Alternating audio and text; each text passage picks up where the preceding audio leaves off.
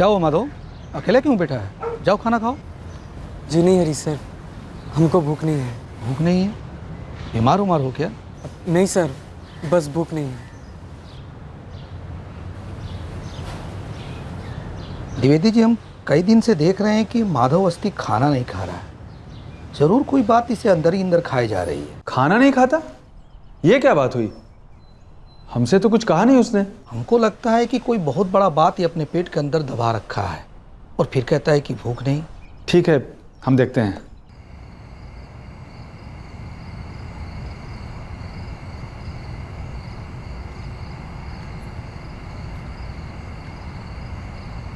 माधव। जी sir. अरे माधव, ये हो क्या रहा है? उपवास है, भूख हड़ताल? दरअसल हम कुछ पैसे जोड़ रहे हैं सर। भूखे रहकर? खाने पीने के खर्चे के बाद तनख्वाह कुछ नहीं बचती। खाओगे नहीं तो तुम भी नहीं बचोगे। फिर ये तनख्वाह किस काम की? माधव, बात क्या है? इरादे क्या हैं? सर, पैसे हम खुद के लिए नहीं, अपनी अम्मा के लिए जोड़ रहे हैं। जमानत करवानी है उसकी। 19 साल से जेल में सड़ रही है वो। एक बार बाहर की दुनिया दिखाना चाहते हैं उसे। माधव, तुम अपनी माँ के लिए जो कर रहे हो वो बिल्कुल सही है, लेकिन अपने आप के साथ जो कर रहे हो वो बिल्कुल गलत।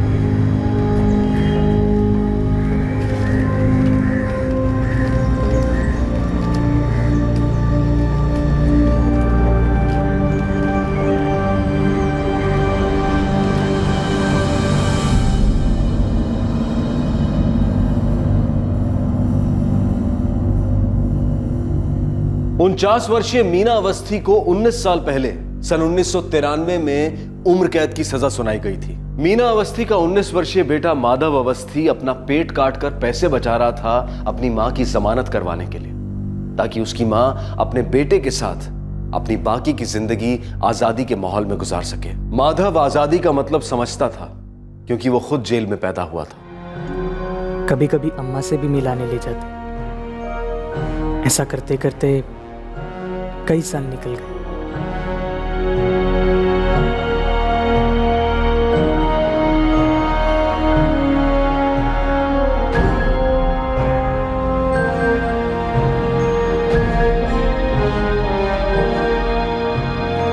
अबे ओ माधव, अभी के अभी मैडम बुलाइए, चलो भागो। माधव, तुम अगले हफ्ते 18 साल के हो रहे हो। जी मैडम। देखो, हम 18 साल के ऊपर यहाँ किसी बच्चे को नहीं रख सकते। जी। हम तुम्हें एक संस्था में भेज देंगे। वहाँ तुम रह भी सकते हो और वो लोग तुम्हें कुछ काम भी सिखा देंगे। कब जाना होगा मैडम? तो 7वीं पास हो? पूरी 8वीं भी कर ली है सर, बस पर्चा नहीं दिया।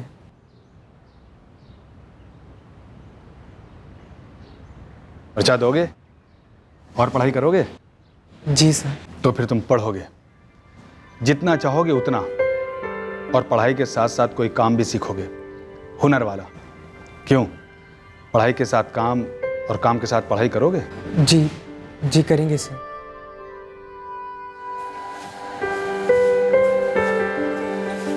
तो ये है हमारी जिंदगी, ये है हमारा काम, और काम करके अपनी अम्मा को दुनिया दिखाना चाहते हैं, आजाद दुनिया।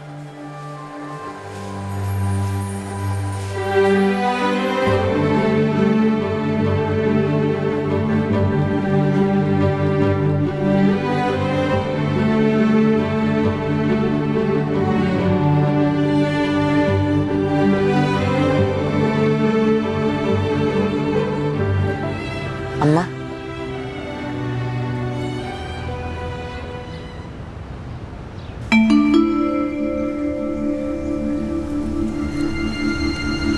ये ले, 400 रुपये है, पिछला हफ्ता का मजूरी। वकील से बात हुआ? बहुत पैसे मांग रहे हैं अम्मा। कहते हैं जमानत की रकम भी काफ़ी होगी। बहुत पुराना केस है ना? हाँ, 19 बरस पुराना। हमारी तो जिंदगी निकल गई यहाँ। और कई साल बाकी हैं अम्मा, आज़ादी भी निकलेगी। हम कोशिश कर रहे हैं ना।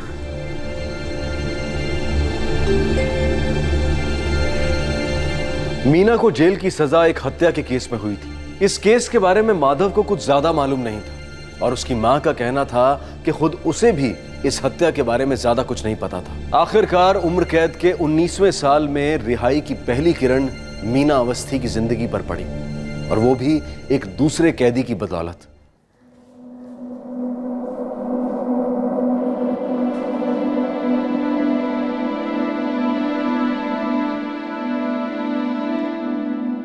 हमको मालूम है, तुम जानना चाहते हो ना कि हमारी रिहाई कैसे हुई? हाँ। एक वकील है इलाहाबाद के सत्यवीर दीक्षित, उन्होंने हमारा केस लड़ा। पैसा कितना लिए? इको पैसा नहीं का? हमारा भाई मिलने गया था उनसे। ये सत्यवीर दीक्षित ज्यादातर मानव अधिकार के केस लड़ता है। ये मानव अधिकार का होता है? वो तो हमको भी नहीं मालूम।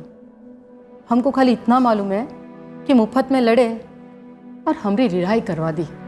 उनका कोनो अता पता, फोन बोन हम माधव को दे देंगे, वो बात कर लेगा। हमको मालूम था तुम मांगोगी। ये लो, तुम्हारा भी काम बन जाए मीना।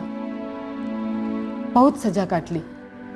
ओ गायत्री मैडम, जरा जल्दी, वरना पता चला यहाँ जेल से निकलते निकलते वहाँ रिहाई कैंसिल हो गई।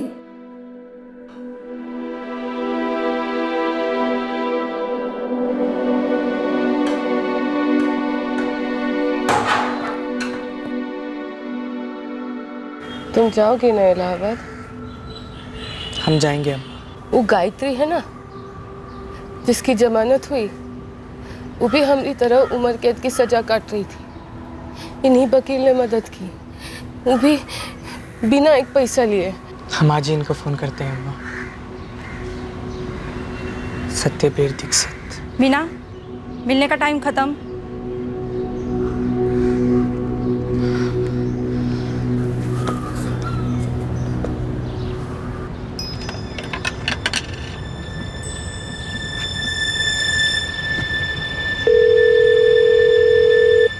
हेलो। प्रणाम सर, हम माधव अवस्थी बोल रहे हैं आजमगढ़ से।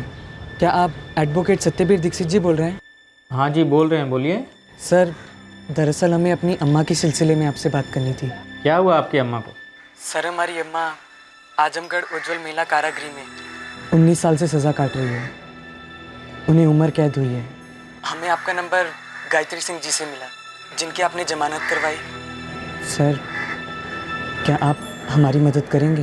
देखो, बिना केस को पूरी तरह स्टडी किए हुए हम कुछ भी नहीं कह सकते। एक काम करो, तुम इलाहाबाद आ सकते हो मिलने? हाँ सर। कब आए आपसे मिलने?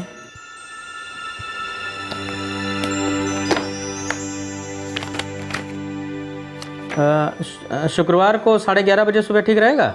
हम पहुंच जाएंगे। प्रणाम सर। उम्मीद की एक किरण नजर आई कि अम्मा को जमानत मिल सकती है, जेल की बाहर की दुनिया वो देख सकती है। लेकिन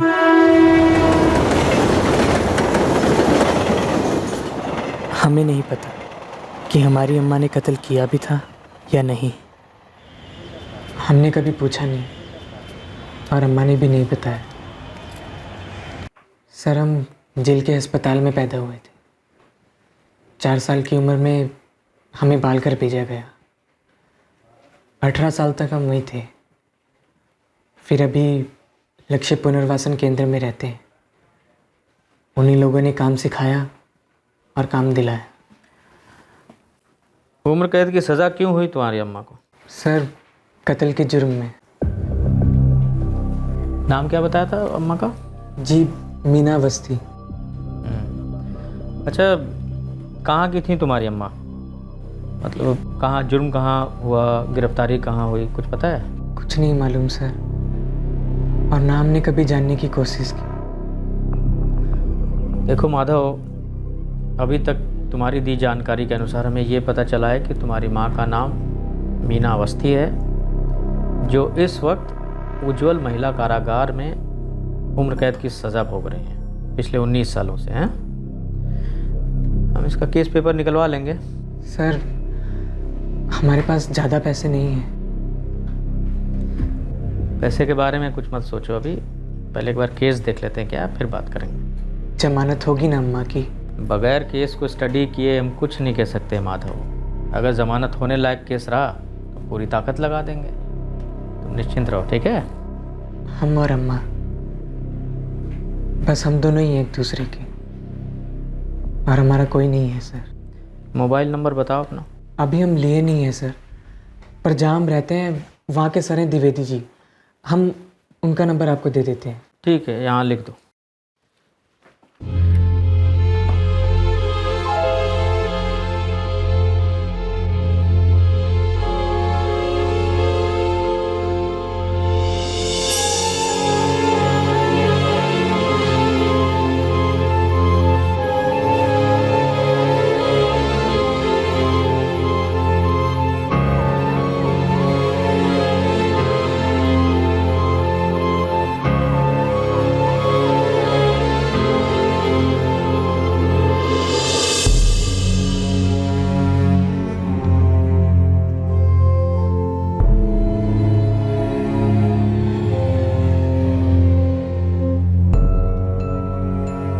इक्कीस साल पहले सन 1991 मेबिलपुर गांव, जिला लखीमपुर खीरी। 28 वर्षीय मीना अवस्थी अपने पति रामकुमार अवस्थी, 7 वर्षीय बेटे बबलू अवस्थी, 5 वर्षीय बेटी लक्ष्मी अवस्थी और अपने ससुर श्रीकांत अवस्थी के साथ रहती थी। 21 साल पहले आखिरकार हुआ क्या था?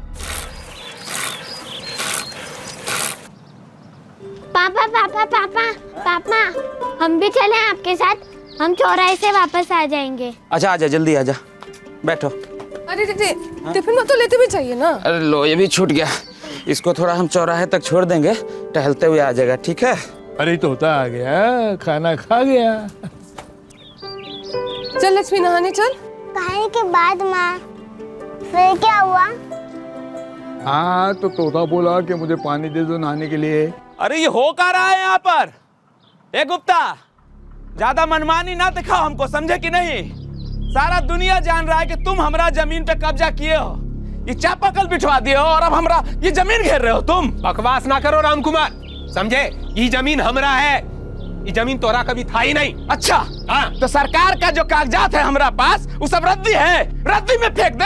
अरे झूठा कागज पत्री पर लिखने से सच कब से होने लगा हो? अरे सच ये है कि तुम लोग सब चोर हो। ए चाचा, फालतू बकवास नहीं, वरना उम्र का लिहाज नहीं करेंगे हम। ए गुप्ता, हम तुमको आखिरी बार समझा रहे हैं, इन नल का हटाओ यहाँ से और ये घेराबंदी हटाओ, नहीं तो ठीक नहीं होगा, कह रहे हैं। ये तो यहाँ से नहीं हटेगा, जो करना है कर लो। अरे रे, थोड़ा तो शर्म करो। एक तो सारा पानी खींच बैठा, वो भी हमने जमीन का। ए मीनवा, रहने दे, ये जमीन हमारी जमीन को लग के है, ना तुम्हारी है ना हमारी, समझ गई? लो देखो, खुद ब खुद कह रही है कि जमीन इसका नहीं है। अरे तुम्हारी भी तो नहीं है।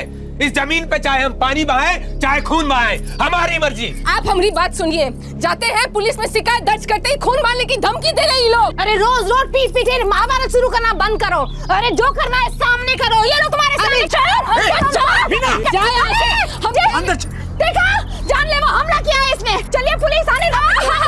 हम जानलेवा हमला किया तुम पर, तुम जिंदा खड़ी हो हमरे सामने। अभी तो फूंक मारे हैं, अगली बार पटक के ढेर कर देंगे, समझी? अंदर चलो। अरे अंदर ही रखो इसको, किसी दिन हमारा हाथ उठ गया ना तो हमेशा के लिए हम पर हाथ चलाओगे, हम पर हाथ चलाओगे। तुम फेंकोगे। अंदर चलो, जाओ अंदर। सुनिए, सरपंच जी से कहकर असली वाली कागज पत्री बनवाइए, रोज की झिक-झिक से तो मुक्ति मिले। अरे इनका सर ना फोड़ दिया तो हमारा नाम नहीं दिखेगा। हाँ ठीक है, चलो ना, जो करना कर लीजिए। बच्चे को संभाल, चलो बेटा अंदर जाओ। चलो तुम लोग क्या मुंह पाए खड़े हो, काम करो अपना।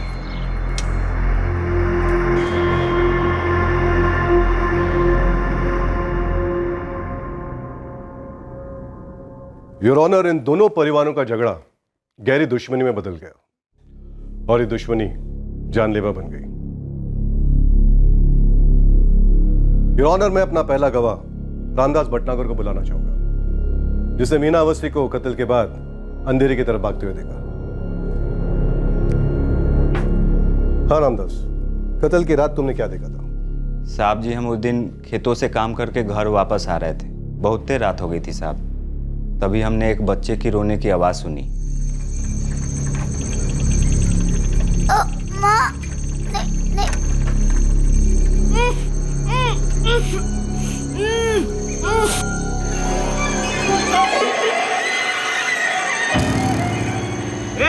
ए कौन है? ए रोक, ए रोक, ए कौन है? ए रोक, ए रोक।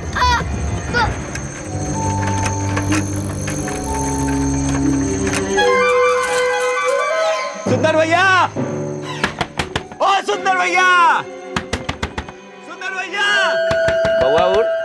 ओ सुंदर भैया, सुंदर भैया, ओ सुंदर भैया, सुंदर भैया, आपका बेटवा अंकित बहुत बुरी तरीके से घायल है। कहाँ? अरे वहाँ झाड़ियों में बहुत खून बह रहा है, जल्दी चलिए।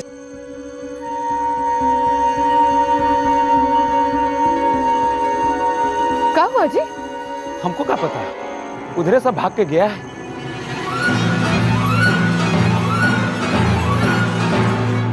साहब, हम सुंदर भैया और उर्मिला भौजी को उस जगह पर लेकर गए थे।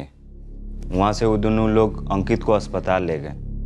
पुलिस भी आई थी साहब अस्पताल में, और बच्चा मुँह दम तोड़ा था साहब जी। योर ऑनर, अंकित कुमार की पोस्टमार्टम रिपोर्ट ये कहती है कि उसकी मौत गला काटने से हुई है। और आज से सिर्फ 2 दिन पहले यहाँ खड़ी आरोपी मीना अवस्थी ने मृतक अंकित की माँ उर्मिला को जान की धमकी दी थी। हम नहीं किए हैं। तो उस रामदास भटनागर को तुम्हारा नाम लेने का क्या जरूरत था? अरे वो एक औरत को देखा था। अरे तो कोई भी हो सकती है ना। सब समझ रहे हम ही सब किए हैं, मगर हम ना ही किए। पुलिस नहीं न मान रही है। पुलिस कह रही है कि होता है कुछ परिस्थिति प्रमाण, उसके हिसाब से साबित हो रहा है कि अंकित का खून तुम ही की हो।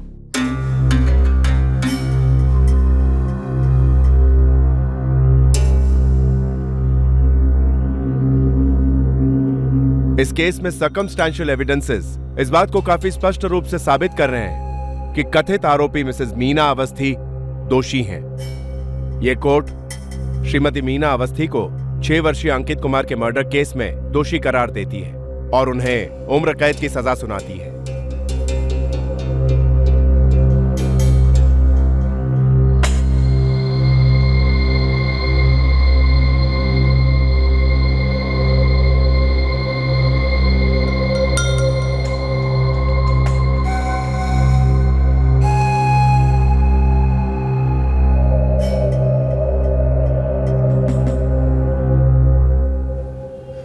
दीदी, शब्द ही नहीं निकल रहे। निर्मला, बबलू और लक्ष्मी कैसे हैं? तुम्हारे जीजा जी तो आते ही नहीं हमसे मिलने। दीदी, जीजा जी और तुम्हारे ससुर जी और उनके तरफ वालों को लगता है कि तुम उनके परिवार पर कलंक हो। निर्मला, हम पेट से हैं। तुम्हारे जीजा जी हमसे कहे थे कि हमारे लिए अच्छे से अच्छा वकील करेंगे। दीदी, वो तो होने से रहा। वैसे भी आज के बाद शायद हमारे लिए भी आना मुश्किल हो जाएगा। हमारी सास ने कहा है कि ये आखिरी बार है। आज के बाद कोनो नाता नहीं रखना है तुमसे।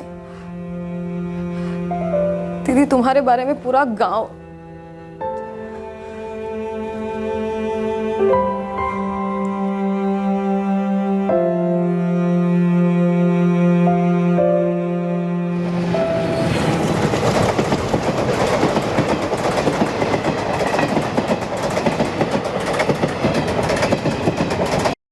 सर्कमस्टेंशियल एविडेंस के आधार पर, मतलब परिस्थिति जन्य प्रमाण के आधार पर तुम्हारी अम्मा को उम्र कैद की सज़ा हुई है। इस फैसले को चैलेंज भी किया जा सकता था, कोई अड़चन नहीं थी इसमें। अच्छा, तुम निर्मला मौर्य मतलब अपनी मौसी को, अपनी माँ की छोटी बहन को जानते हो? जी नहीं सर, अम्मा ने कभी कुछ बताया नहीं। तुम्हारी माँ के इस केस को हाई कोर्ट में चैलेंज किया जा सकता था आज से 19 साल पहले ही, लेकिन कोई सामने आया नहीं, ना तुम्हारे पिताजी ना तुम्हारे दादाजी। अच्छा, तुम्हें पता है कि नहीं, तुम्हारी एक बड़ी बहन भी है, बड़ा भाई भी है, जो अब तुम्हारे जैसे बड़े हो गए होंगे। हमारे भाई बहन है? हाँ। देखो, जब तुम्हारी माँ की गिरफ्तारी हुई थी ना, तुम उनके पेट में थे। हमें बड़ी हैरानी हो रही है, क्यों नहीं बताई ये सब बातें। खैर, जाने दो। देखो, अभी हमें करना ये है कि हम तुम्हारे बिहाफ में कोर्ट में एक एफिडेविट दायर करेंगे। उसके लिए तुम्हारा पहचान पत्र लगेगा। कुछ है तुम्हारे पास ऐसा डॉक्यूमेंट, ऐसा कोई प्रमाण पत्र जिससे ये पता चले कि तुम मीना अवस्थी जी के ही बेटे हो? नहीं सर। माधव का जन्म जेल के हॉस्पिटल में हुआ था, लेकिन फिर भी उसका बर्थ सर्टिफिकेट बनना चाहिए था, जो कि नहीं बनवाया गया था। इस केस में ऐसी कई चीजें थीं जो अजीब थीं और pro bono lawyer Satyaveer Dikshit को खटक रही थी।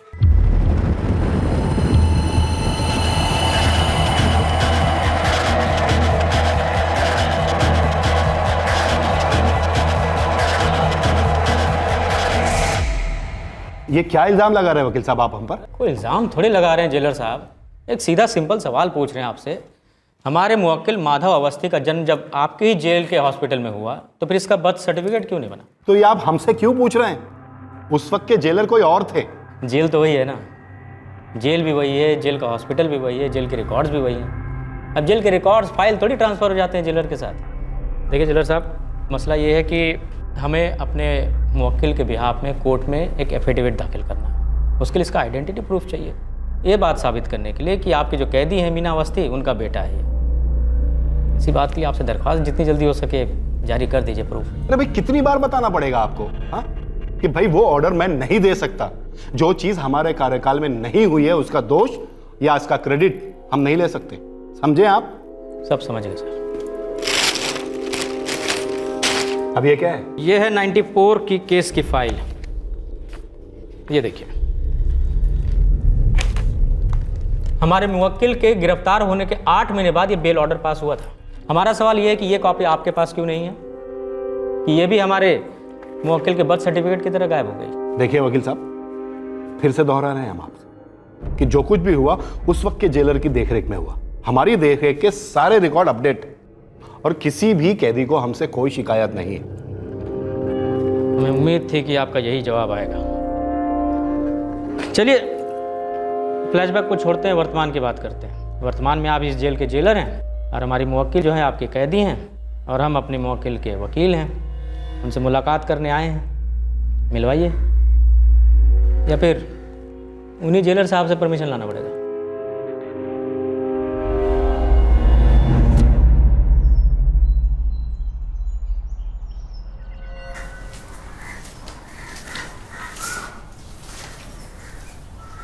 अम्मा, ये हैं वकील साहब सत्यवीर दीक्षित जी। तुम इनसे मिलना चाहती थी ना, देखो ये खुद ही तुमसे मिलने आ गए। नमस्कार, बैठिए। बड़ी अजीब बात है मीना जी, 1994 में आपकी छोटी बहन निर्मला मौर्य ने आपकी ज़मानत की अर्जी दी और अर्जी मंजूर भी हो गई।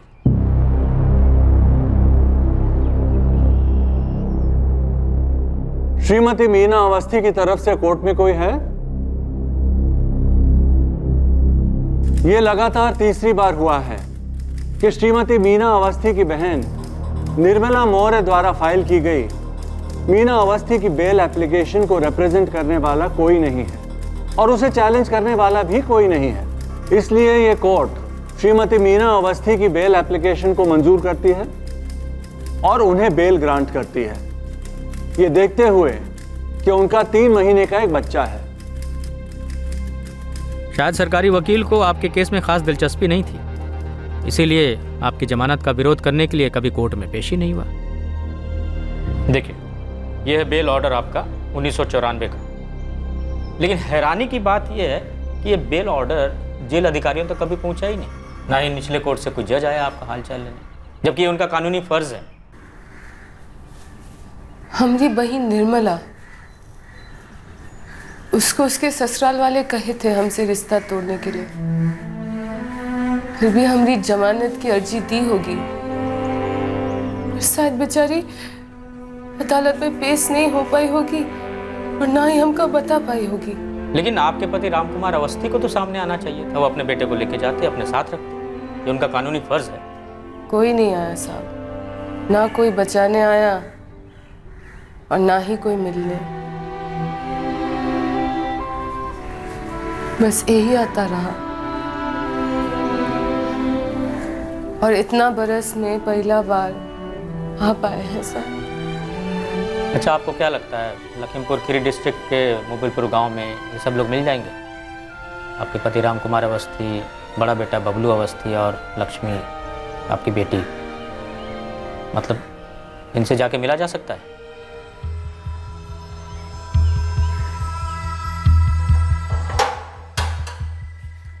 ए मीना, चलो तुमसे कोई मिलने आया है इतने सालों के बाद, तुम्हारे बेटे के अलावा।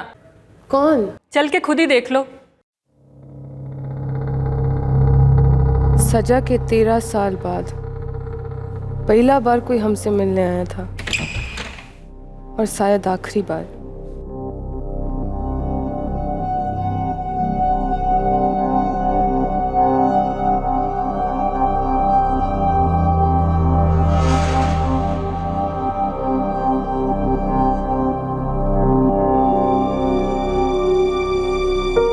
कुछ बोलेंगे नहीं? बस इतना बोलने आए हैं कि मेबिलपुर हम छोड़ रहे हैं, घर बेच दिए। क्या आप जानते हैं हम दोनों का एक और बेटा है, माधव? सुने सुने हैं।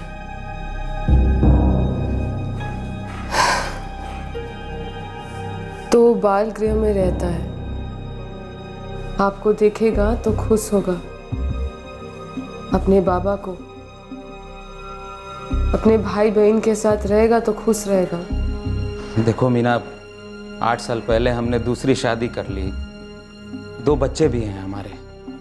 और हमरे तो बच्चे, बबलू और लक्ष्मी। बबलू 6 साल पहले हाईवे पर ट्रक के नीचे आ गया था, चल बसा। लक्ष्मी की शादी करा दिए हैं हम, खुश है वो। हम तो बस ये कहने आए थे कि आज के बाद 13 साल से जानते हैं, नया से बोलने का कोनो जरूरत नहीं है कि आप हमसे कोनो रिश्ता नहीं रखना चाहते। पर माधव आपका खून है, उसका यहाँ कोई नहीं है, तो जेल में पैदा हुआ। देखो मीना, हम चाह कर भी उसको अपने साथ नहीं लेकर जा सकते। हमारे अपने 2 बच्चे हैं, खुशहाल जीवन जी रहे हैं। मेरी पत्नी नहीं मानेगी। हाँ, जो बात तुम 13 साल से जान रही हो, बेहतर होगा उसे जीवन भर के लिए जान लो कि अब हमारा और तुम्हारा कोई रिश्ता नहीं है और हम कभी मिलने नहीं आएंगे।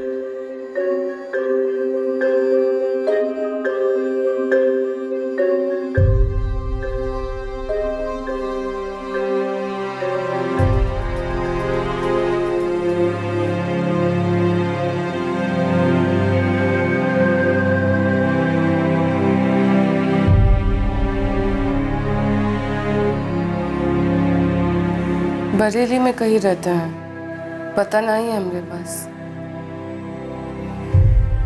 होता भी तो क्या होता, जब रिश्ता ही ना रहा तो पता होने से क्या फायदा। माधव, हम तुमको तुम्हारे बाबा के बारे में नहीं बोले काहे कि वो तुमको मंजूर नहीं किए थे, तुमको बेटा कहने से इनकार किए थे। अब आप निश्चिंत हो जाइए मीना जी, हम आपकी ओर से एक पिटीशन डालेंगे कोर्ट में जल्दी सुनवाई के लिए, और देखिएगा केस लंबा जाएगा नहीं और जीत भी हमारी होगी और आपकी रिहाई होगी।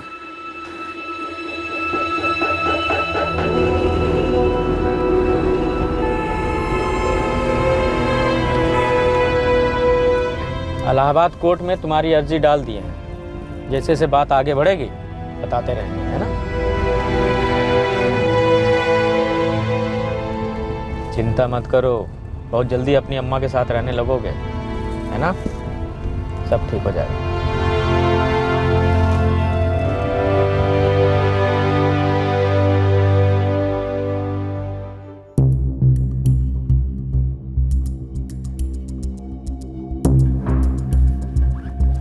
योर ऑनर, हमारे क्लाइंट मीना अवस्थी जी पिछले 19 साल से जेल में उम्र कैद की सज़ा भुगत रही हैं। उनका बेटा है ये माधव अवस्थी। ये जेल में ही पैदा हुआ, 4 साल तक माँ के साथ रहा। बाद के 15 साल वो बाल घर में अकेला रहा और 18 साल का हो जाने के बाद उसे एक लक्ष्य पुनर्वसन केंद्र में भेज दिया गया, जिसकी निगरानी में अभी रह रहा है। हमारी दरख्वास्त है कि हमारे दोनों मुवक्किल का इस केस से कोई लेना देना नहीं है, इनका कोई भी दोष नहीं है। दोष कैसे नहीं था?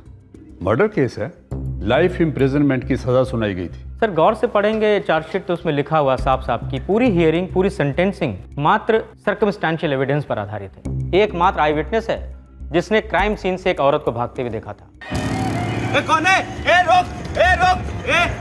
और सर चौंकाने वाली बात यह है कि उस एकमात्र आई विटनेस ने अपने पूरे स्टेटमेंट में कहीं भी एक बार भी इस बात का जिक्र नहीं किया है कि क्राइम सीन से जो औरत भाग रही थी वो हमारी क्लाइंट मीना अवस्थी ही है। लेकिन क्योंकि मृतक अंकित कुमार की फैमिली और हमारे क्लाइंट की फैमिली के बीच लैंड डिस्प्यूट था काफी समय से, उसका फायदा उठाते हुए मृतक के परिवार वालों ने एक इल्जाम लगा दिया हमारे क्लाइंट के ऊपर। उस समय के माननीय कोर्ट ने भी बिना और सब्सटैंशियल एविडेंस के आधार पे सीधे उसे एक्सेप्ट कर लिया।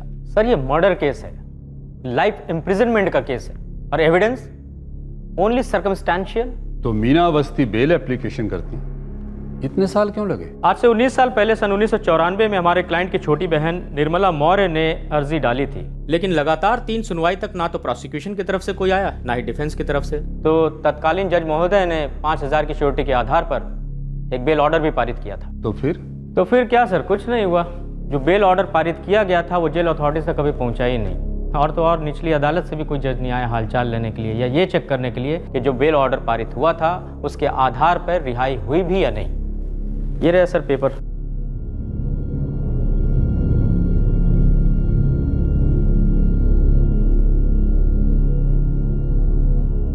बेल की एप्लीकेशन करने वाली निर्मला मौर्य बतौर गारंटर सामने आई नहीं, 5000 की श्योरिटी भरी नहीं गई। हाँ सर, वो एक्चुअली हुआ ये कि निर्मला मौर्य जी ने हिम्मत तो दिखाई, मानवता के नाते अर्जी डाली बेल के लिए, लेकिन उनके ससुराल वालों ने पाबंदी लगा दी उन पर, तो बेल की आगे की प्रक्रिया वो पूरी कर नहीं पाई। और हमारे क्लाइंट के जो पति हैं राम कुमार अवस्थी जी, वो कभी सामने आए ही नहीं। उन्होंने ये मान लिया कि सज़ा हो गई है तो पूरे ख़ानदान पे कलंक लग गया है। सर बाकी लोगों ने तो जो किया तो किया ही, लेकिन हमारे अपने लीगल और एडमिनिस्ट्रेटिव सिस्टम ने सबसे ज़्यादा नाइंसाफ़ी की हमारे क्लाइंट के साथ। देखिए ना सर, मात्र 5000 के मुचलके के नहीं भरे जाने के एवज में 19 साल से सज़ा भोग रही हैं। एकाकी जीवन, दर्द, डर, इसकी सज़ा सिर्फ हमारे क्लाइंट को ही नहीं मिली है बल्कि उनके निर्दोष बच्चे माधव अवस्थी को भी मिली है। 19 लॉन्ग मिजरेबल ईयर्स। दूसरी बात यह है योर ऑनर कि समाज, परिवार और कानून ने तो जो नाइंसाफ़ी की वो तो की ही हमारी मीना अवस्थी जी के साथ, लेकिन उनके निर्दोष बच्चे को भी नहीं छोड़ा। जैसा कि हमने पहले बताया था, इसका जन्म जेल के हॉस्पिटल में ही हुआ। 4 साल तक माँ के साथ रहा, फिर बाद के 15 साल अकेले बालघर में रहा और जब 18 का हो गया तो एक लक्ष्य पुनर्वसन केंद्र में भेज दिया गया, जिसकी निगरानी में वो आज भी रह रहा है। माँ, बाप, भाई बहन के होते हुए भी एक बच्चा अनाथ, एक यतीम की जिंदगी जी रहा है। और ये 19 साल की सज़ा सिर्फ हमारे क्लाइंट मीना अवस्थी को ही नहीं मिली, ये सज़ा उनका निर्दोष बेटा माधव अवस्थी भी झेल रहा है। योर ऑनर, हम अपने क्लाइंट मीना अवस्थी और माधव अवस्थी की तरफ से आपसे दरख्वास्त करते हैं कि इन्हें आगे की ज़िंदगी साथ बिताने दी जाए, एक बेहतर ज़िंदगी का मौका दिया जाए, इन्हें इनका मानवाधिकार मिले। और सबसे बड़ी बात सर, हमारे क्लाइंट मीना अवस्थी की रिहाई माधव अवस्थी के लिए भी उसके अनाथ होने से, उसके यतीम होने से रिहाई होगी। That's all my Lord. Madhav, हमने शुरुआत तो अच्छी कर दी है। हमारी अम्मा की जमानत होगी ना सर? जमानत की मांग तो हमने की ही नहीं है, हमने रिहाई की मांग की है, पूरी रिहाई की। बैठो। सर, आपने हमारी अम्मा का केस पढ़ा, आपसे एक बात पूछते हैं, क्या हमारी अम्मा ने किसी का कत्ल किया था? देखो, ये पूरा केस जो है सर्कमस्टेंशियल एविडेंस पर आधारित है। तुम्हारी अम्मा ने शुरू से ही कत्ल से इनकार किया है, पर हाँ, उस अंकित कुमार नाम के बच्चे का कत्ल हुआ ज़रूर था। पुलिस इन्वेस्टिगेशन, चार्जशीट और कोर्ट का फैसला, तीनों में तुम्हारी अम्मा को गुनहगार बताया गया। हालांकि हम उस पर नहीं जा रहे हैं। हमारे लिए मुद्दा ये इम्पॉर्टेंट है कि तुम्हारी अम्मा को बेल मिलनी चाहिए थी जो नहीं मिली, कि उनका हक था। तुम्हें एक बेहतर ज़िंदगी मिलनी चाहिए थी जो तुम्हें नहीं मिली, ये तुम्हारा हक है। तो हम हकों की लड़ाई लड़ रहे हैं, किसी के आगे रहम की भीख नहीं मांग रहे। जी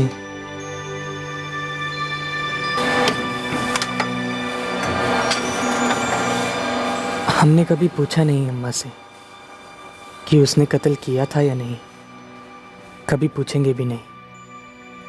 पर एक बात है जो हमारे मन से नहीं निकल रही है कि हमारे बाबा हैं, एक बहन है, एक बार उन्हें देखने का दिल करता है।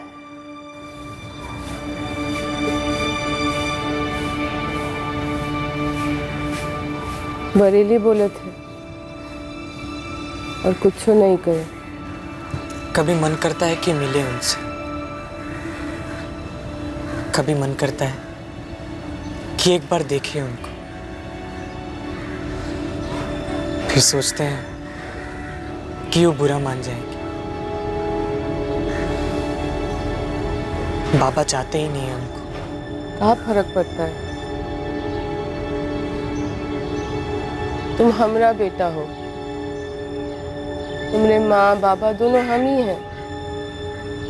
वो तो कभी थे ही नहीं हम दोनों के लिए, और जौन आदमी कभी था ही नहीं उसका का गम करना।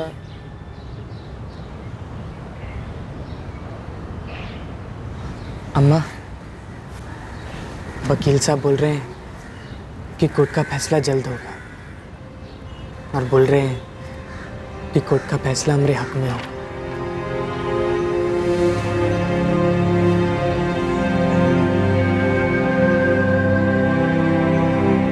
बढ़िया होगा, ऐसा होगा तो।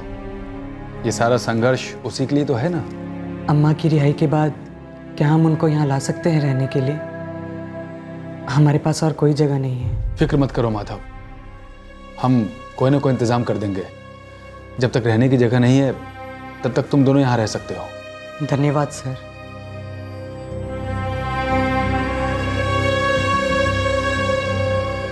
इस केस में गलतियां हुई हैं और ज़रूरत है कि उन गलतियों को सुधारा जाए। यह कोर्ट मीना अवस्थी की तुरंत रिहाई का ऑर्डर देती है और इस पिटीशन को बतौर पब्लिक इंटरेस्ट लिटिगेशन मानते हुए स्टेट के सारे डिस्ट्रिक्ट जेल के उन सभी केसेस में स्टेटस रिपोर्ट का ऑर्डर देती है जिनमें कैदियों को बेल का हक मिला ही नहीं या फिर बेल के बाद उनकी रिहाई हुई नहीं।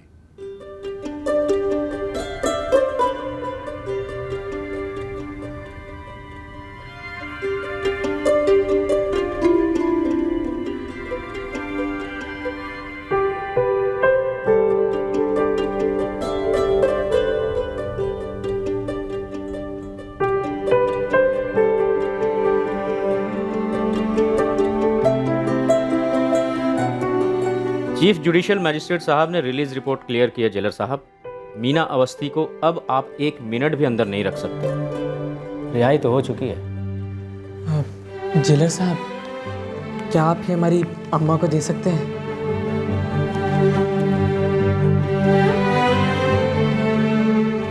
मीना, ए मीना, चल आज तेरा भी नंबर आ गया।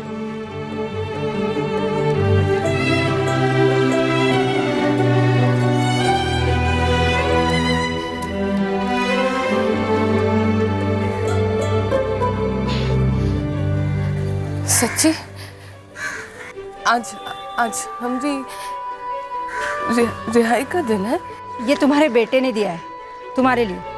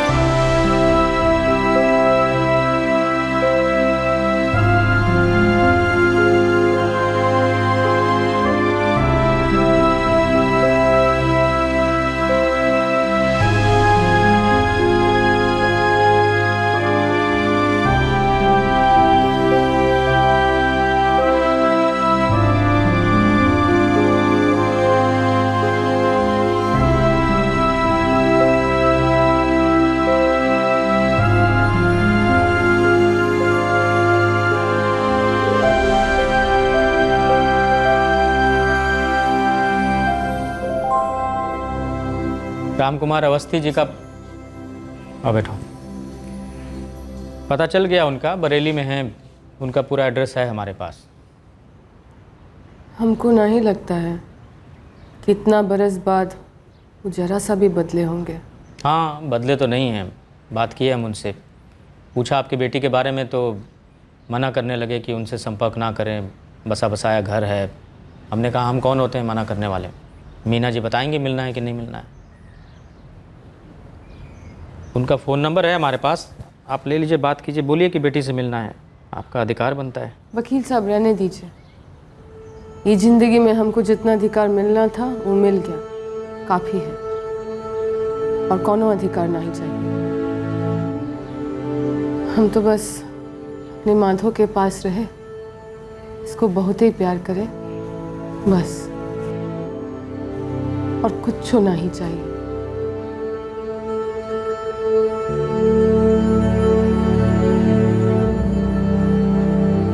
मीना के पति रामकुमार ने मीना से दूर हुए 7 साल पूरे होने के पहले ही दूसरी शादी कर ली थी, जबकि उन दोनों के बीच में लीगल सेपरेशन नहीं हुआ था। वकील की सलाह पर मीना ने अपने पति से मुआवजे, लिविंग एक्सपेंस और एक घर की मांग की थी, जहां वो अपने बेटे माधव के साथ रह सके। रामकुमार ने मीना और माधव को अपनी प्रॉपर्टी में आधा हिस्सा दे दिया। फिलहाल मीना और माधव मीना के पति रामकुमार के बरेली वाले घर के एक हिस्से में रहते हैं, और दूसरे हिस्से में रामकुमार अपनी दूसरी पत्नी और उसके बच्चों के साथ रहता है। माधव इस वक्त एक प्राइवेट सेक्टर में काम कर रहा है। मीना और माधव की तरफ से प्रशासन से भी अपील की गई है कि मानव अधिकार आयोग द्वारा मां बेटे को कॉम्पनसेशन प्रदान किया जाए। बड़े दुख की बात है कि प्रशासन के कुछ अधिकारियों की लापरवाही की वजह से मीना के हक की जमानत उससे वंचित रही, और उससे भी ज्यादा दुख की बात यह है कि ये कोई इकलौता केस नहीं है। आजादी के 68 सालों के बाद भी आज हमारे देश में ऐसे हजारों केसेस हैं जहां हर रोज इस वक्त किसी की रिहाई रोकी जा रही है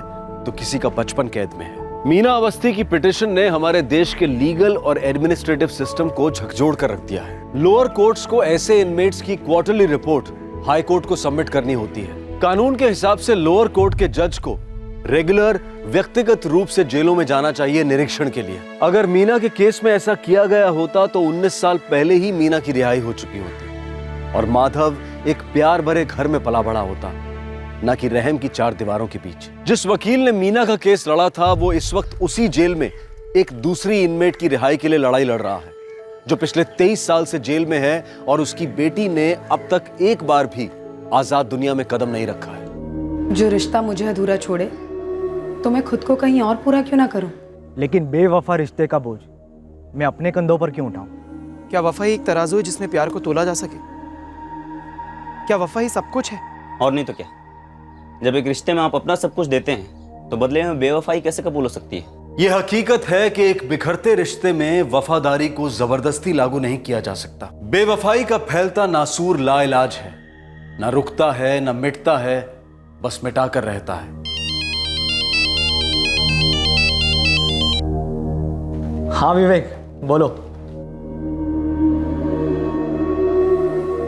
जब कोई आपको आपके पीठ पीछे हो रही बातें बताता है तब शक होता है कि कहीं वो आपको गुमराह तो नहीं कर रहा है, कोई साजिश तो नहीं रच रहा है, या कहीं वो सच तो नहीं बोल रहा है। जैसे तुम घर से निकले वो आ जाता है और तुम्हारे आने से ठीक पहले वो निकल लेता है। भाई लोचे है, देख ले। तेरी वाइफ उर्मिला के बारे में झूठ बोल के मुझे क्या मिलेगा? मुझे गलत मत समझ यार, लेकिन जो गलत हो रहा है उसके बारे में कुछ कर।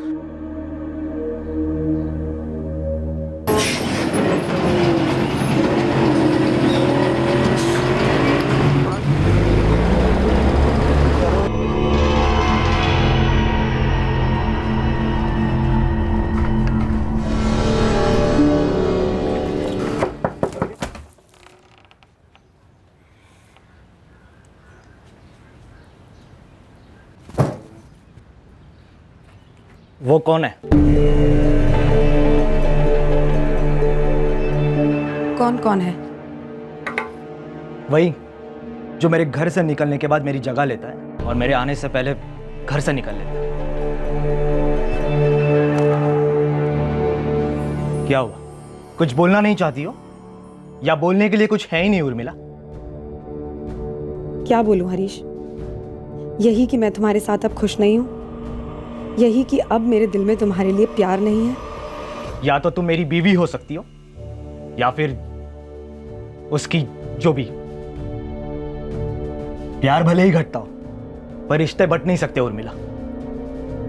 हरीश, मुझे सोचने के लिए थोड़ा वक्त चाहिए। सोचने के लिए वक्त चाहिए उसे, मतलब वो मेरे और उसके बीच चुनने वाली है।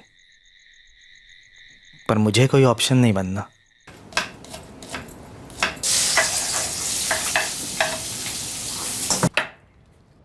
उर्मिला, मेरे घर से निकल जाओ। यश को तुम्हारी जरूरत होगी, उसे भी अपने साथ ले जाओ, लेकिन चली जाओ, अभी के अभी इस घर से चली जाओ। और जिससे तुम प्यार करती हो ना, उसी के साथ रहना, पूरी की पूरी उसकी हो जाओ। मैं नहाने जा रहा हूं, मेरे आने तक यह घर साफ होना चाहिए। तुम्हारा साया भी इस घर में नहीं होना चाहिए।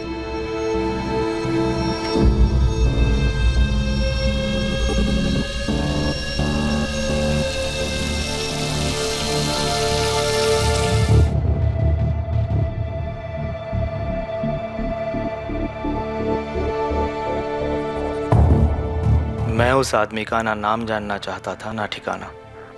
वो कोई भी हो सकता था, खोटा तो मेरा सिक्का निकला था।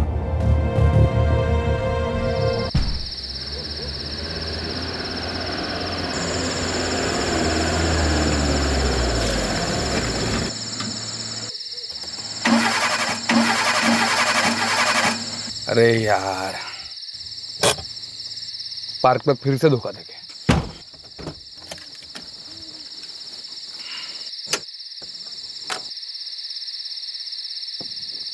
टाइम लगेगा क्या? यार नेहा, तू मैकेनिक के साथ शादी क्यों नहीं कर लेती? कुछ भी बोलते हो। और नहीं तो क्या यार, तू भी। मैं फंसा पड़ा हूँ यार।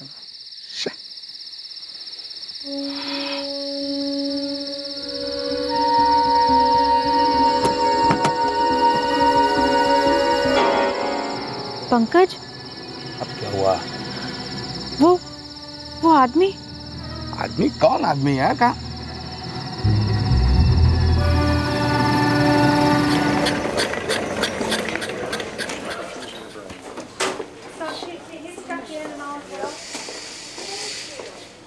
हाँ सर, मैं पंकज जाधव बोलता हूँ। एक्चुअली सर, मुझे अभी एक आदमी मिला, वो गगन नगर ब्रिज के यहाँ बहुत बुरी तरह घायल है सर। मैं उसे वो डीएल हॉस्पिटल लेकर आया हूँ। कोई एक्सीडेंट का केस लग रहा है सर। हाँ सर, आपके आने तक यही रुकता हूँ। एक्चुअली सर, मेरी गाड़ी बंद पड़ गई थी बीच रास्ते, तो मैं गाड़ी ठीक कर रहा था, तब मेरी वाइफ ने, ये मेरी वाइफ है नेहा, इसने उसे देखा फर्स्ट टाइम। वो कुछ बोलना चाह रहा था पर बोल नहीं पा रहा था, और उसका गला, सर बहुत बुरी तरह चोट लगी थी उसके गले पर। आप लोग हमारे साथ अगर वो जगह दिखा सकते हैं।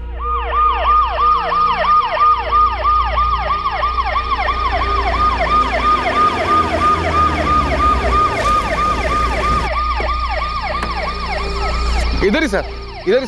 हाँ, ये क्या, यहाँ पे ना ये ऐसा गिरा हुआ था।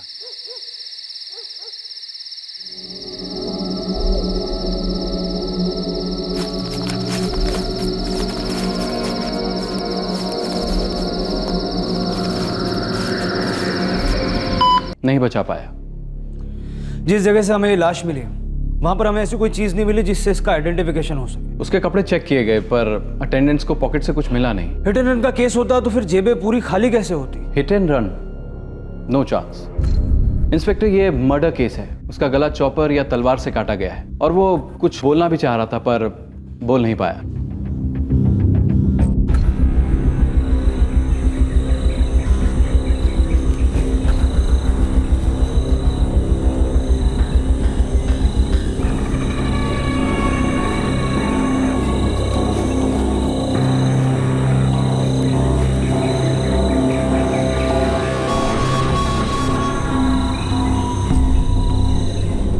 ब्लड सैंपल में अल्कोहल के ट्रेसेस मिले और जहर भी।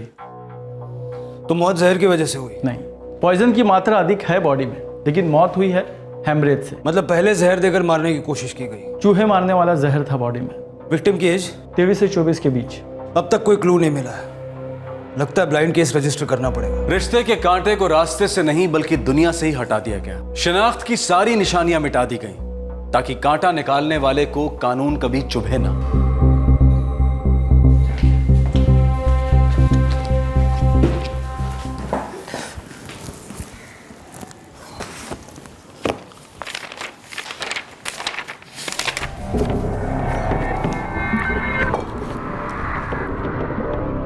साहब, एक दिनेश मौर्य की एक मिसिंग कंप्लेंट हुई है और शक्ल हमारे यहाँ रजिस्टर हुए केस से मिलती है। मिलती तो है। कंप्लेंट किसने फाइल की थी? इसके माँ बाप आए थे। मिसिंग कंप्लेंट कल दर्ज हुई और बॉडी परसों मिली। कल रात को बोल के गया था कि किसी फ्रेंड के घर जा रहा है। साहिब, वो कल रात से घर नहीं आया है और उसका फोन भी नहीं लग रहा है। आपका बेटा दिनेश मौर्य काम क्या करता है? जी वो फोटोग्राफर है, कई मराठी अखबार में उसके फोटो भी छपते हैं। ठीक है, आपकी मिसिंग कंप्लेंट दर्ज कर देता हूँ।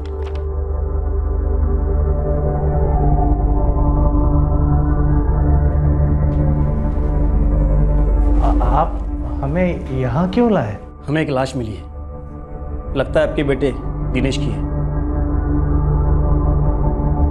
ठीक है कुलकर्णी, अब फाइल भेज दीजिए। इस केस की आगे की इन्वेस्टिगेशन हम लोग करेंगे। ठीक है पाटिल, ना क्राइम स्पॉट से कुछ मिला है ना लाश पर से, लेकिन इस दिनेश मौर्य का सेल नंबर है मिसिंग कंप्लेंट में। रिकॉर्ड्स निकलवाता हूँ सर।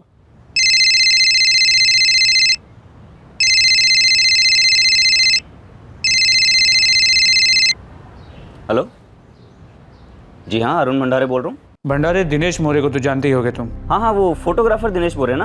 हाँ, 12 जून की शाम 7:30 बजे तुमने उसे फोन किया था। 12? हाँ हाँ किया था सर, फोन किया था मैंने और मिला भी था दिनेश से रात को उसी दिन। क्या हुआ सर? सर जानता था, मतलब एक दोस्त ने मिलवाया था सर। ये अपना मौर्य फोटोग्राफी वगैरह करता है ना फ्रीलांस में, तो मेरे पास एक शादी का काम आया था, उसी सिलसिले में मिला था मैं दिनेश मौर्य से। हुआ क्या है सर उसको? मर्डर हुआ है। क्या बोल रहे हैं सर? जिस रात को तुम उसे मिले थे 12 जून, उसी रात मर्डर हुआ है। लेकिन सर मुझे उसके बारे में कुछ मालूम क्यों नहीं पड़ा? मुझे कुछ नहीं मालूम सर। मिले कहाँ थे तुम दोनों? बार में बैठे थे सर, बियर मार रहे थे।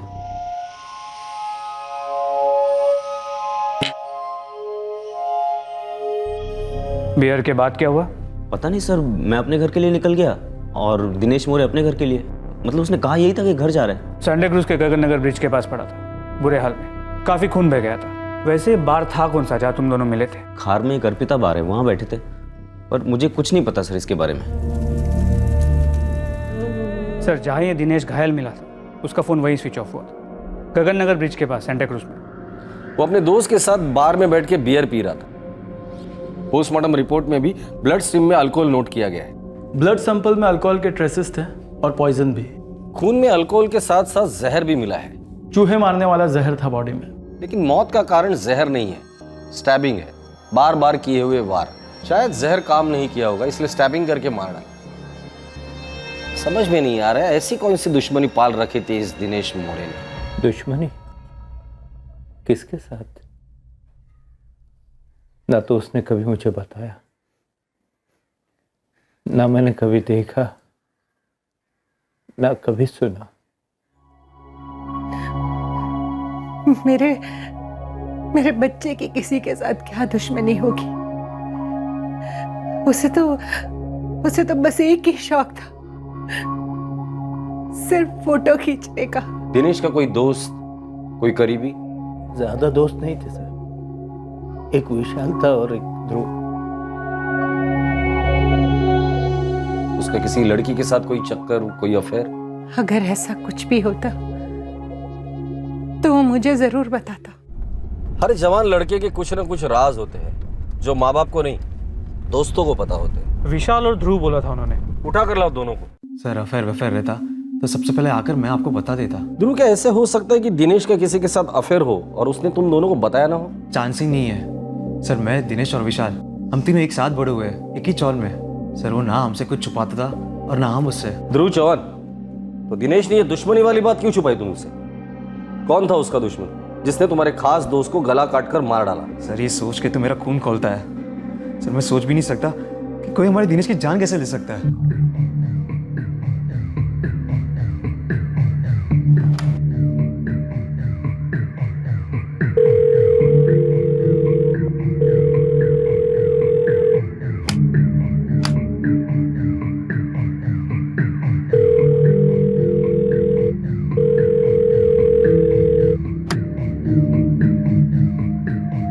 हाँ साहब, दिनेश और मैं करीबी दोस्त थे। दिनेश का कोई करीबी दुश्मन था? दिनेश को किसने मारा होगा और क्यों? कुछ गलत किया होगा शायद उसने। क्या गलत किया होगा? पता नहीं सर, पक्का कुछ पता नहीं। ठीक है, जो कुछ कच्चा पता है वही बता दे। सर दिनेश का अफेयर था। तो क्या मैंने तुझे कभी ये कहा कि मुझे उससे मिलने से मत रोक? देख देख भाई देख, मैं जानता हूँ कि तू ये चाहता है कि मैं रिश्ते से पीछे हट जाऊँ, वो मैं समझ सकता हूँ। शायद तेरी जगह मुझे भी यही लगता, लेकिन क्या उर्मिला भी यही चाहती है? अगर उर्मिला ने मुझसे कहा ना कि दिनेश तेरे मेरे बीच में जो भी हो खत्म, तो मैं जबान देता हूँ, खत्म। क्या रे दिनेश, क्या लफड़ा ये? पूछ मत यार, दिमाग की दही हो गई है। उर्मिला कौन है ये?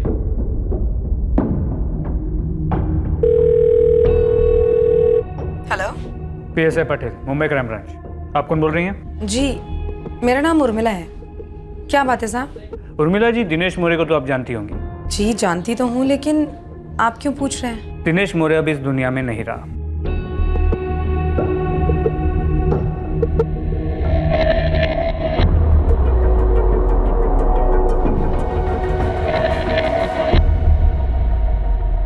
विशाल, ये उर्मिला कौन है?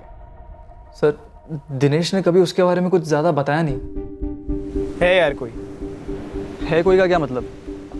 अरे बता क्यों नहीं रहा है, कौन है ये उर्मिला? अपने चौल में तो कोई उर्मिला नहीं रहती। क्यों, कहीं पे लिखा है क्या मैं चौल से बाहर वाली लड़कियों से दोस्ती नहीं कर सकता? अब तेरी इस उर्मिला से सिर्फ दोस्ती तो नहीं लगती। बताना कैसे मिला, कहाँ मिला? 2-4 बार बात हुई फ़ोन पर, और फिर मिले। मिले मतलब उल्टू मिले? शादीशुदा है क्या? छोड़ना यार, कुछ और बात करते हैं। सर उस दिन के बाद दिनेश ने कभी वो वाली बात छेड़ी नहीं सर। मतलब तुम जो फोन वाला झगड़ा बता रहे हो वो शायद दिनेश का उर्मिला के पति के साथ हुआ होगा, करेक्ट?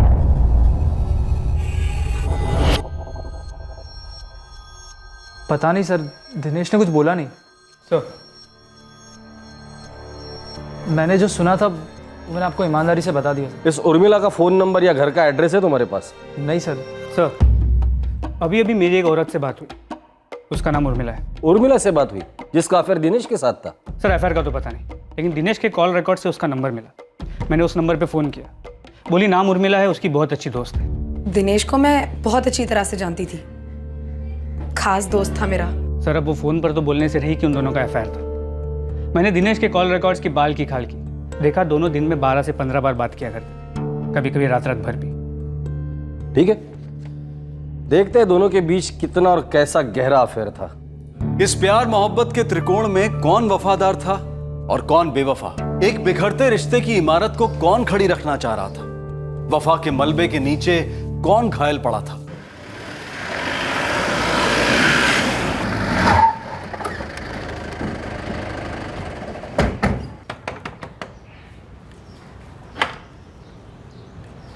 उर्मिला जी। जी आपके और दिनेश मोरे के बारे में कुछ बात करनी थी। यश बेटा, जरा बाहर जाके खेलो। बेटा? जी, यश जूनियर केजी में पढ़ता है। यश के पापा कहाँ हैं? 3 साल पहले यश के पापा हरीश गायकवाड़ को मैंने छोड़ दिया था। यश को तुम्हारी जरूरत होगी, उसे भी अपने साथ ले जाओ, लेकिन चली जाओ।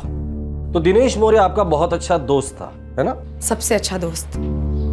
उसकी खबर सुनकर। खबर दरअसल ये है उर्मिला जी, दिनेश मोरे का मर्डर हुआ है। देखिए, अगर आपको ऐसा लगता है कि दिनेश मोरे के मर्डर के बारे में मैं कुछ भी जानती हूँ, तो ये सच नहीं है। आप दोनों का अफेयर था? जी, अफेयर तो था, लेकिन उसके मर्डर के बारे में मैं कुछ नहीं जानती। आज ही पता चला कि अब वो नहीं रहा। आप दोनों मिले कैसे? एक रॉन्ग नंबर से, 1 साल पहले। सॉरी, लगता है आपने गलत नंबर लगा दिया है। मैं वो नहीं हूँ जिससे आप बात करना चाहते हैं। अब तकदीर ने नंबर मिला ही दिया है, तो एक ऑफर रखना था आपके सामने। कैसा ऑफर? दरअसल मैं एक फोटोग्राफर हूँ और अपने दोस्त का फोटोग्राफी स्टूडियो चलाता हूँ। हमारे यहाँ काम बहुत बढ़ गया है और हमें एक रिसेप्शनिस्ट की ज़रूरत है। आपकी आवाज़, बात करने का स्टाइल मुझे मस्त लगा, इसीलिए पूछ रहा हूँ। आप एक अजनबी से रॉन्ग नंबर लगाकर उसे नौकरी ऑफर कर रहे हैं? अगर मैं इस नौकरी के लिए पेपर में ऐड दूंगा तो कोई अजनबी तो अप्लाई करेगा ना, और फिर उसका इंटरव्यू लेने के बाद ही पता चलेगा कि वो इस जॉब के लायक है या नहीं। आपका तो इंटरव्यू हो गया और आप सिलेक्ट भी हो गई, तो क्या कहती हैं आप? फिर 2-4 बार और फ़ोन कॉल्स हुए, लेकिन इस बार रॉन्ग नंबर नहीं। फिर हम दोनों एक दूसरे को मिले, पसंद आए और बस। आगे? बस और कुछ नहीं। देखिए उर्मिला जी, हम जानते कि कोई तो था जो आपको दिनेश से दूर रखना चाहता था। क्या आप जानती है वो शख्स कौन है? देखिए, मैं नहीं जानती कि आप क्या बात कर रहे हैं और किसके बारे में बात कर रहे हैं। तो आप जानती क्या है उर्मिला जी? बस इतना कि मैं दिनेश को पसंद करती थी और वो मुझे कोई भी नुकसान नहीं पहुंचा रहा था। इस उर्मिला के कॉल रिकॉर्ड में जितने भी नंबर है सब चेक करो, और उसका पति हरीश गायकवाड़, उसके भी कॉल रिकॉर्ड निकालो। सर पाटिल, कोई ना कोई तो जख्मी जरूर हुआ था। बेवफाई चेन रिएक्शन है, एक दिल लगता है तो एक दिल जलता भी है, और जलन इस बेवफाई से पैदा होने वाला चेन रिएक्शन का जहर है। बेवफाई वही होती है जहां वफाई की उम्मीद सबसे ज्यादा होती है।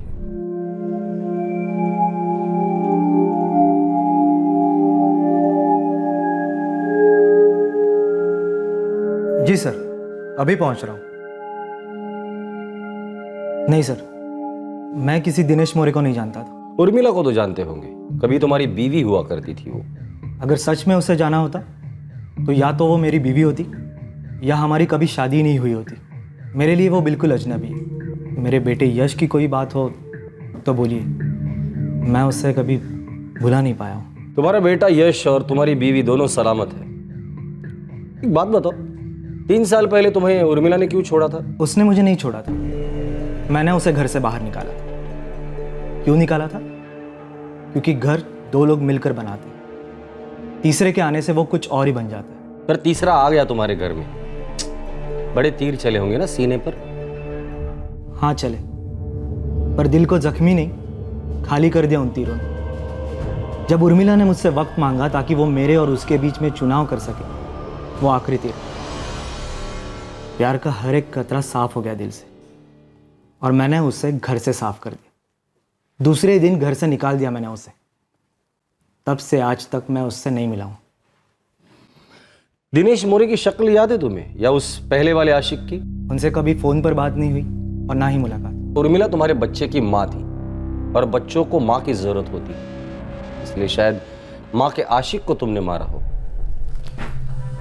सर, अगर आपको मेरे खिलाफ कोई भी सबूत मिले तो मुझे गिरफ्तार कीजिए, फांसी दे दीजिए, लेकिन प्लीज मेरे सूखे जख्मों को कुरेदिए मत। मेरा जवाब नहीं बदलेगा, पर आपका वक्त जरूर बर्बाद होगा। चलता हूं सर।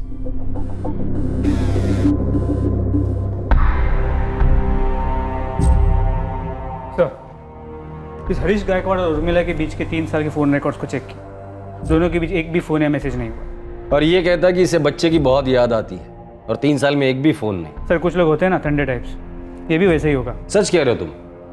इस हरीश का खून ठंडा होगा, पर उस तीसरे आशिक का नहीं। मतलब सर? 3 साल पहले हरीश ने उर्मिला को घर से इसलिए बाहर निकाला क्योंकि उसका किसी तीसरे आदमी के साथ उनका अफेयर शुरू हुआ। तब ये तीसरा आशिक घायल हुआ होगा, और उसने जख्म का बदला कत्ल से लिया होगा। सर, लगता है तीसरा शायद यहाँ मिलेगा। उर्मिला के कॉल रिकॉर्ड में एक नंबर उस आदमी का जरूर होगा। दिनेश के साथ उसका फोन पर झगड़ा हुआ था, मतलब दिनेश के कॉल रिकॉर्ड में भी उसका नंबर होगा। सर, लगता है हमें हमारा तीसरा आदमी मिल गया।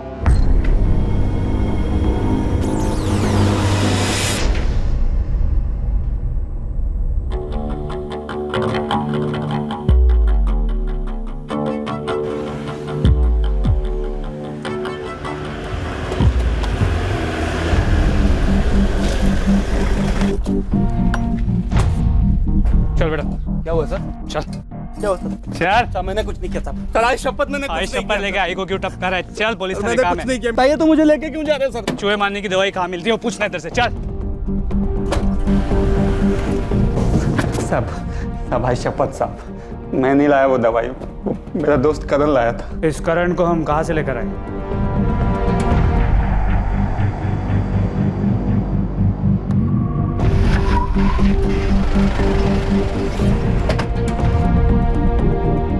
क्या ऐसे स्टैचू कैसे बन गया? भागेगा नहीं हमसे? चल। क्या गल साहब? आपके इस चूहे ने आपके दुकान से चूहे मारने की दवाई चुराई। चल, ये आला।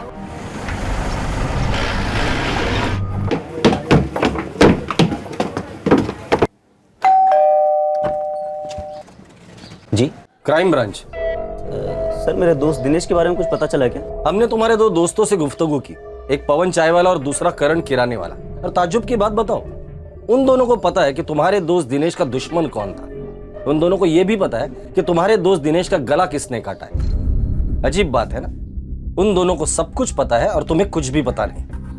अरुण, तुम्हारे जैसे दोस्त अगर किसी को हो ना तो दुश्मनों की जरूरत ही नहीं है। ए दिनेश, ज्यादा ना बकबक मत कर। छोड़ दे मतलब छोड़ दे उर्मिला को। अरे क्यों का क्या मतलब है यार? तुझे पता है ना मेरा और उर्मिला का अफेयर चल रहा है। तो क्या कभी मैंने तुझसे ये कहा कि मुझे उससे मिलने से मत रोक? अरे तू होता कौन है मुझे या उससे कुछ कहने वाला? तेरी औकात ही नहीं है कुछ। देख देख भाई देख, मैं जानता हूँ कि तू ये चाहता है कि मैं इस रिश्ते से पीछे हट जाऊं। वो मैं समझ सकता हूँ, शायद तेरी जगह मुझे भी यही लगता। लेकिन क्या उर्मिला भी यही चाहती है? अगर वो कहती है कि हमारे बीच में जो कुछ भी था वो खत्म, तो मैं जबान देता हूँ, खत्म।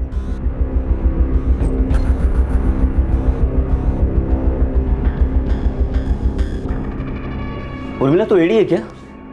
कैसे सोच सकती कि इस चक्कर को छुपा लेगी मुझसे? तो फोन और एसएमएस की जगह अगर कोई नया एप्लीकेशन भी इस्तेमाल करती है ना उस दिनेश से टच में रहने के लिए, तो बेवकूफ मुझसे छुपा नहीं है ये। कुछ छुपाया होगा तभी तो छुपेगा ना अरुण।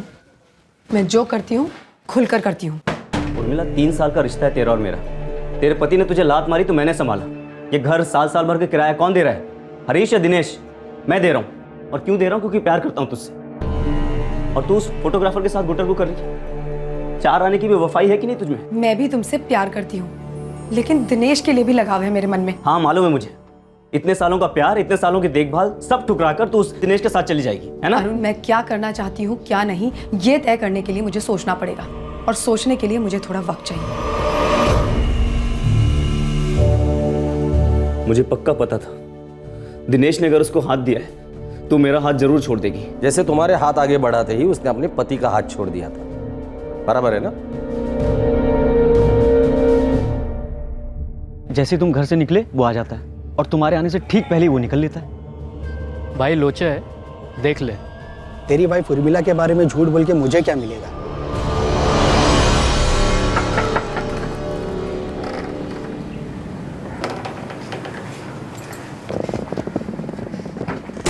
एक जोड़ी कपड़े में आई थी छोटे से बच्चे के साथ।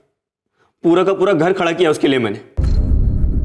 ये सब अब याद आ रहा है तुझे, जब उर्मिला ने तुम्हारे साथ बेवफाई की?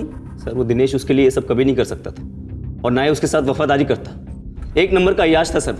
अबे अरुण, तू धमकी दे रहा है या चुटकुला सुना रहा है? मुझे सचमुच हंसी आ रही है। यार धमकी वमकी मैं क्या दूंगा यार, मैं तो खुद मांडवली करना चाह रहा हूँ। एक काम करते हैं, मिलते हैं और मिट्टी डालते हैं इस बात पे। ये हुई ना मर्दों वाली बात। अब वो मेरी नहीं है तो ना सही, और तो उसको खुश रखेगा मुझे मालूम है। बस ये है कि एक बार फेस टू फेस बैठ के सब क्लियर कर देते हैं। अरे यार मैं भी तो वही चाहता हूँ। हाँ तो फिर मिलते हैं आज। आज? हाँ अभी। मैंने उस शाम को अपने सेठ से गाड़ी उधार ली थी।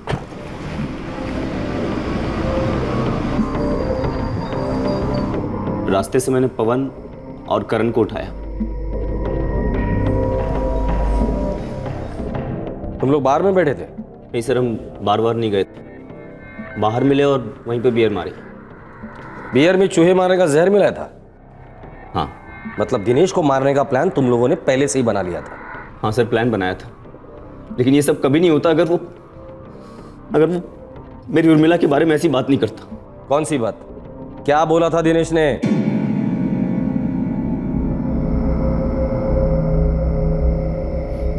क्या रे अरुण, अपने दोस्त लोग को साथ में लेकर आया मेरे को ताकत दिखाने के लिए? काहे की ताकत यार, इनको भी बियर पीनी थी तो आ गए साथ में। मुझे ना दिनेश तुझसे एक ही सवाल पूछना है, ये उर्मिला को लेकर तेरा इरादा क्या है?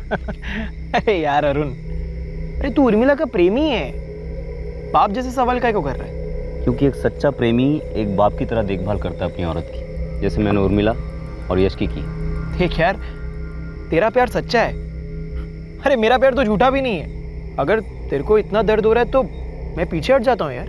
इतनी आसानी से पीछे हट जाएगा? ये बियर है, ठीक है, ठंडी है, बुलबुले दे रही है, मैं इसे पी रहा हूँ। ये मेरा रिश्ता है इस बियर के साथ। एक बार बियर खत्म हो जाएगी तो बॉटल फेंक दूंगा और नई बॉटल ले आऊँ। लेकिन हाँ, अगर ये बियर ठंडी नहीं होती, बुलबुले बैठ गए होते, तो भी बॉटल जरूर फेंक देता।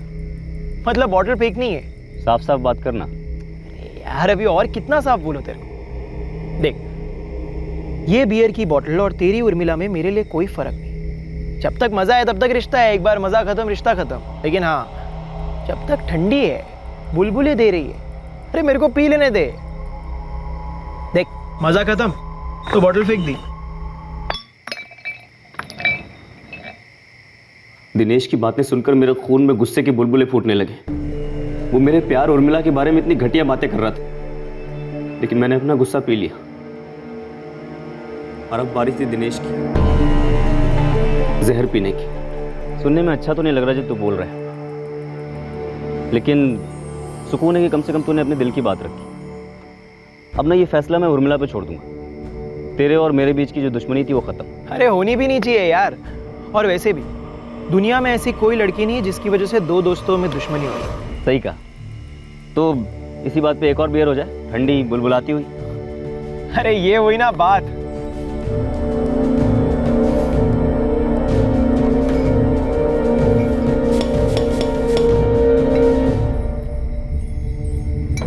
अपने बीच की जो भी गलतफहमी है सब इस बियर में डूब जाए साली। चीयर्स। चीयर्स।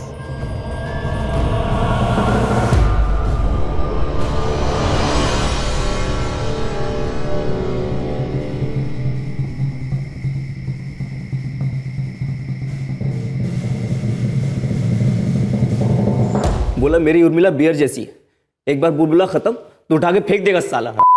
और वफादारी के नाम पे तेरे खून में 4 बुलबुले के आगे तूने दिनेश को मार डाला। अब शांत दिमाग से सोच अरुण, क्या हासिल किया तूने? हाँ, तू और तेरे ये दोस्त जिंदगी भर जेल में सड़ोगे। क्या अब भी तो उर्मिला से वफादारी की उम्मीद करता है?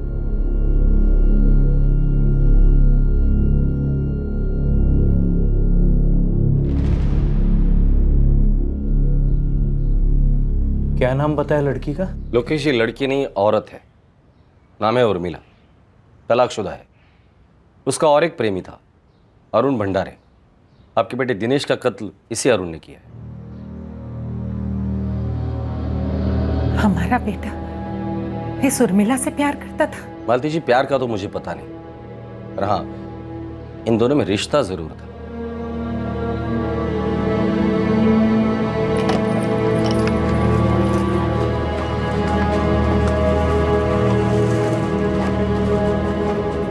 ऐसा हो ही नहीं सकता कि तुम्हें पता ना हो कि अरुण ने दिनेश को धमकाया था। मुझे पता था कि अरुण नाराज है, लेकिन इन धमकियों के बारे में कुछ नहीं पता था। अरुण नाराज था ये बात तुमने हमें बताई नहीं। इनफैक्ट तुमने अरुण के बारे में हमें कुछ बताया ही नहीं। अरुण भंडारे एक शख्स था जो दिनेश और तुम दोनों को जानता था। दिनेश सिर्फ एक अच्छा दोस्त था मेरा, हम दोनों की अच्छी जमती थी, लेकिन मैं कभी भी उसके लिए सीरियस नहीं थी। मैं आपको कैसे बताऊं ये? मत बताइए, हमारे काम की चीज ही नहीं ये जानना कि तुम दोनों के बीच क्या होता था और क्या नहीं। हमारे लिए ये चीज मायने रखती है कि तुम्हें पता था कि तुम्हारी बेवफाई ने किसी को गहरा जख्म दिया था, किसी को गुस्से में डुबोया था, किसी को इस बात का एहसास दिलाया था कि वो ठुकराया हुआ है।